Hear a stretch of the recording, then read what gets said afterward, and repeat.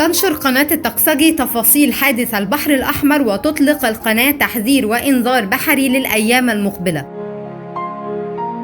غرقت صباح اليوم الأربعاء سفينة خدمات بترولية تدعى إنسبكتا 7 بمنطقة خليج السويس عند مدينة راس غارب بمحافظة البحر الأحمر، واللي كانت متجهة لمنطقة أبو زنيمة بمحافظة جنوب سيناء.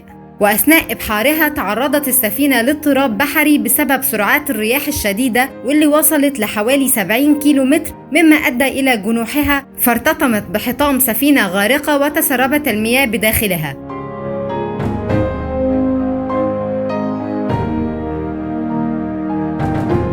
للأسف ما نجحتش محاولات قبطان المركب يسري سلطان بعد ما ضحى بنفسه ورفض مغادرة السفينة لإنقاذ باقي الطاقم، فلقى مصرعه غرقا.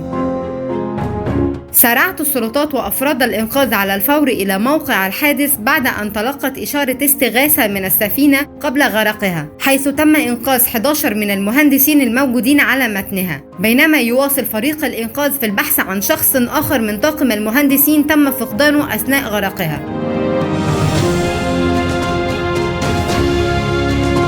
وتطلق قناة الطقسجي إنذار بحري خاص بمنطقة البحر الأحمر وخليج السويس، حيث ستشهد المنطقة اضطراب بحري كبير حتى يوم الأحد المقبل، نتيجة لزيادة سرعات الرياح إلى حوالي من 35 ل 40 عقدة، أي ما يوازي 70 كيلومتر تقريبا، مما ترفع الأمواج من 3 ل 5 أمتار.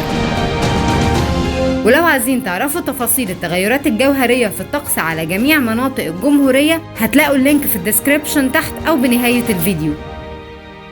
دراسة وإعداد وتقرير الطقسجي للرصد الجوي، وأداء صوتي نشوى نبيل.